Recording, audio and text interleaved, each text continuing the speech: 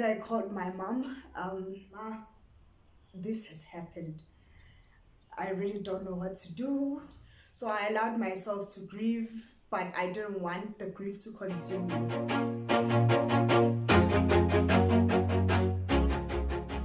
Okay. Hi, hey guys, welcome to another episode of Life After Loss. My name is Sisanda Vanandah, and if you're new here, thank you so much for clicking on the video. If you're a loyal subscriber, thank you for coming back for another video. If you haven't checked out the previous videos, please do, just to get an insight of what Life After Loss is all about. So in this video, I'm going to be sharing a little bit about myself. We're just going to get a bit personal. I'm going to be sharing a story about how I dealt with the loss of my fiancé. So 2014 January, I'm back from tertiary. I met my guy through a mutual friend, and we only started dating on the 11th of May. Fast forward to 2016, my guy went to KZN and he paid lobola for me. And afterwards, I personally asked him if we could wait and not get married because my internship contract had ended. So I'm the person who likes independence. I don't like asking for things from a guy. So I asked him if we could wait a little bit so I could get a permanent job. So which he agreed to. Fast forward to 2019, that's when everything changed. That's when all our lives changed. Well, our family's lives changed. How I found out of his passing, his mother called me. Mind you, I was working night shift. I was going to be working 2 night shifts. So the 18th and 19th, I was supposed to be working night shifts. And then 20th, I was going to knock off, go to Standerton, pick him up, and then we go to KZN to visit my family for the Easters. Unfortunately, that didn't happen. So what happened was his mother called me on the 19th around 1 o'clock. So she calls me. Obviously, I'm fresh out of sleep, so I'm still confused. I'm like, hello. Then we greet each other, and she's like, oh, she asked me where I am, and I told her, no, I'm here. I'm at my place. I was sleeping. I was working night shift, blah, blah, blah. You know, it's a normal conversation. And then she breaks the news. She's like, I'm sorry to tell you this, but 18 is gone. And I'm like, gone where? Then she tells me the whole story. At that moment, I screamed. I was so much in disbelief. I couldn't believe it. I was like, this person, I'm supposed to see him tomorrow. What the heck? Like, I couldn't process everything, and they were still busy with the scene and everything. After I dropped the phone, I now have to call my family. My family who's in KZN, that's 600 and something Ks away from where I am, and tell them that, okay, do not expect us anymore because he has passed. So I have to go back to Standerton. They have to come up back to Standerton because now we're not going to have Easters. And then my mom was like, okay, wait for us. We're going to drive there, and then come and fetch you, and then we go back to Standerton. Mind you, I was staying in Hammanskraal, in another rural area, 15 km away from Hammanskraal. So that was going to take them up to 8 hours to get to where I am. Instead of me driving to Standerton. Standerton is like 65 km away from where I am. I just told them, you know what, I'm going to have to be strong for myself and drive all the way to Standerton by myself. Because I can't wait for them to come. Like, the time, I'm going to go crazy. I called my workplace. I called my HR and told them what happened. I signed the necessary documents, and I started driving around 4 o'clock. It started raining. How I drove, I don't know. How I got to Standerton in one piece, I really don't know. But I'm just grateful to God that He protected me throughout all the way. I'm telling the background story of how everything happened before I share with you how the steps of grief happened to me. Always do. So the first step that happened for me was acceptance. I accepted it quite early because I had to be strong for myself. I was literally alone there.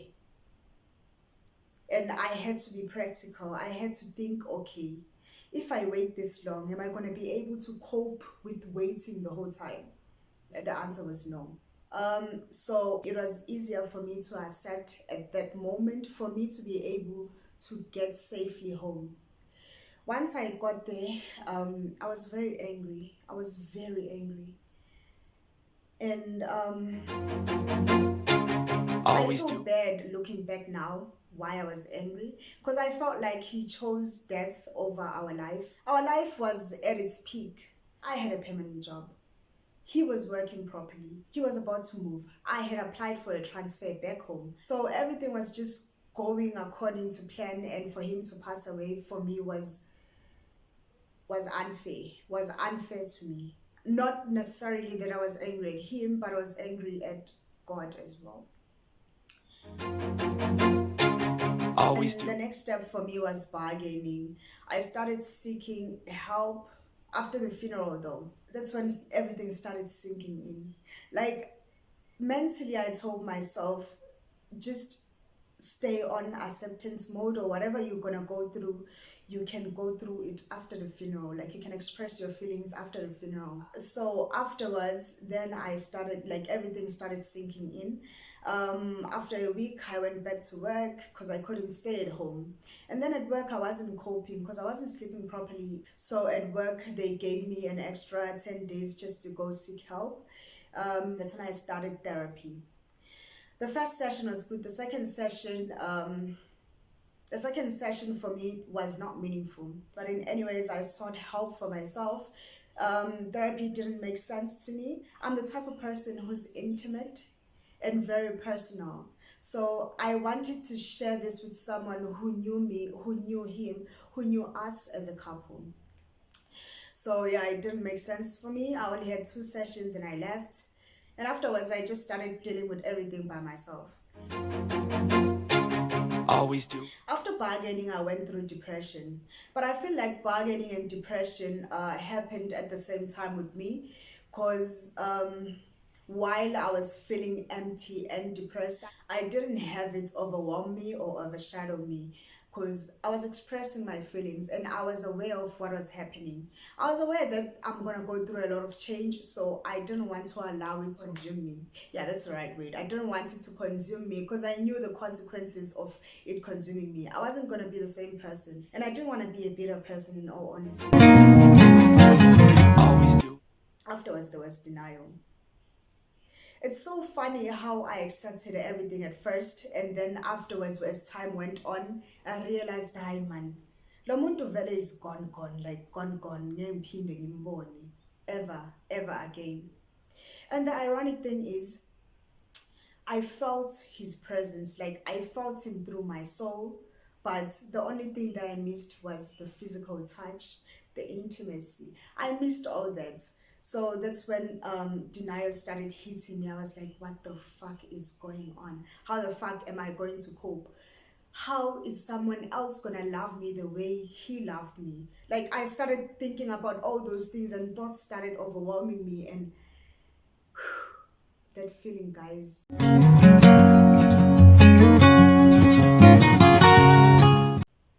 And that's how the steps of grief occurred for me. And I know for sure that I'm not even done healing yet. But right now I'm at a good place. I'm at a good place emotionally, mentally.